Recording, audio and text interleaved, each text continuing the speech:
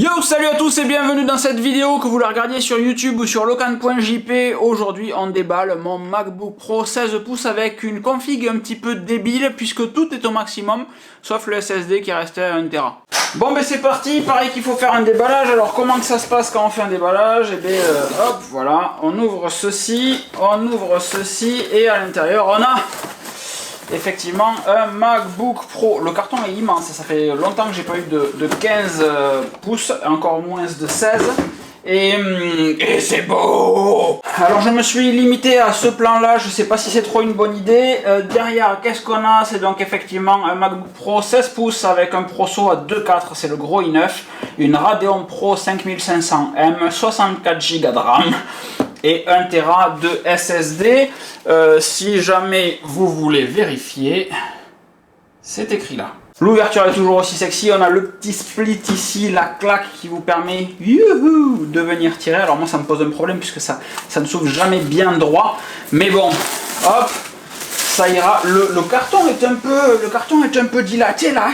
Il y a un petit écart, voilà, c'est suffisamment rare pour être noté. Il y a un petit écart là entre le bas de ce qui recouvre et le bas de la partie de dedans, voilà.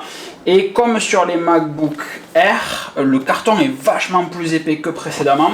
C'est cool et c'est toujours aussi classe. C'est grand, c'est bien. Oui, parce que celles et ceux qui vous disent que la taille ne compte pas, vous mentent. Hein. La taille compte, bien sûr, que ce soit pour les écrans ou pour beaucoup d'autres choses. À l'intérieur, qu'est-ce qu'on a? Je suis en train de me rendre compte que je fais un joli unboxing, je pense. À l'intérieur, on a donc les petits papiers. Les gens qui font des unboxings montrent les petits papiers. Et on a les autocollants, qui sont gris. Il me semble que les gens qui font des unboxings montrent aussi les autocollants. Est-ce qu'il y a des gens qui utilisent encore les autocollants? À une époque, c'était ultra hype d'avoir un autocollant Apple. Est-ce que... Je ne sais pas. Un chargeur 96 watts, si j'ai bien lu ma doc. Lui, par contre, je vais l'utiliser. Le plastique est nettement plus agréable que précédemment. Donc, comme d'habitude, on déballe proprement. On n'ouvre pas tout comme un gros bourrin, clac, on remet ça, ce qui fait que quand je le revendrai, bam, ça sera propre. Et ça, précédemment, ça s'enlevait sans avoir à le défaire, ce qui n'est plus le cas maintenant. Désolé pour la personne qui l'achètera. Donc 96 watts, c'est un chargeur USB-C. Et l'intérieur du chargeur USB-C, qui précédemment était en aluminium, enfin couleur alu du moins, maintenant, hop, si on veut bien faire une mise au point, maintenant est blanche. Pour vous montrer en fait, ancien chargeur, nouveau chargeur. Ça fait plus propre. À l'intérieur, on a le câble de recharge USB-C Apple que lui, je n'utiliserai pas. Par contre, puisque tout simplement, il y a largement mieux sur le marché. Alors, il y a un petit détrompeur ici, hop, apparemment, pour venir mettre le câble dans le bon sens. Non, je vous conseille très fortement de prendre ce câble-là qui vaut 12 € sur Amazon. C'est un câble tressé, très épais, de 3 mètres, noir, enfin gris très foncé. Et ça vaut largement plus le coup que ce câble-là qui va s'abîmer, coller dans vos doigts au bout d'un mois d'utilisation. Je comprends pas qu'Apple fasse encore des câbles pourris comme ça, au lieu de faire des câbles tressés, beaux, propres, jolis.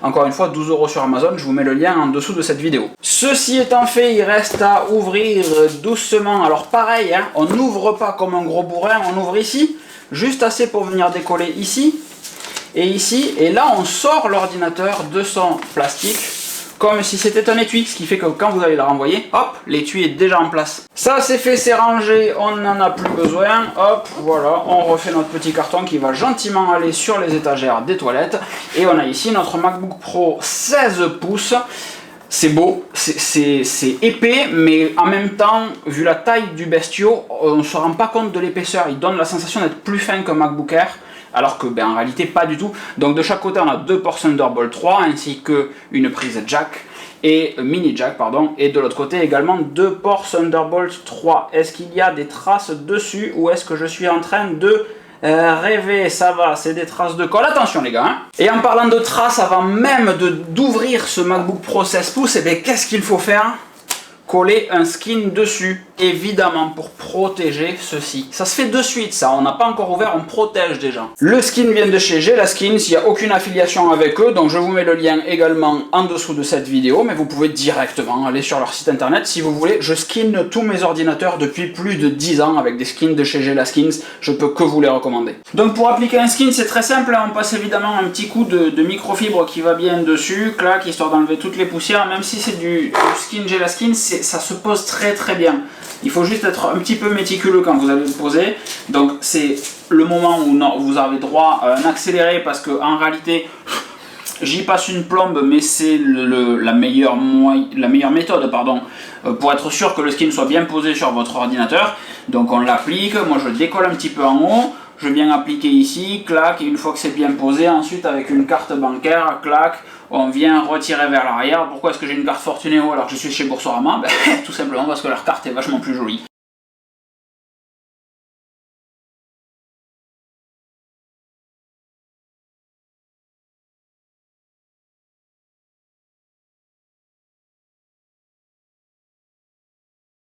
Alors quand on pose un skin, il y a un autre truc auquel il faut bien faire attention, c'est évidemment le début qui doit être parfait ou pas loin, là ça me convient.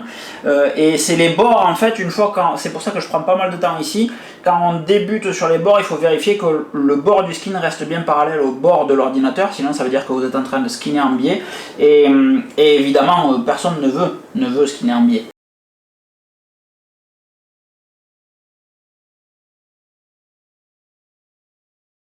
Et alors là, dernière étape, ce que j'aime bien faire, c'est qu'un coin où je suis un peu en avance, je vais le tirer jusqu'en bas pour voir où il termine.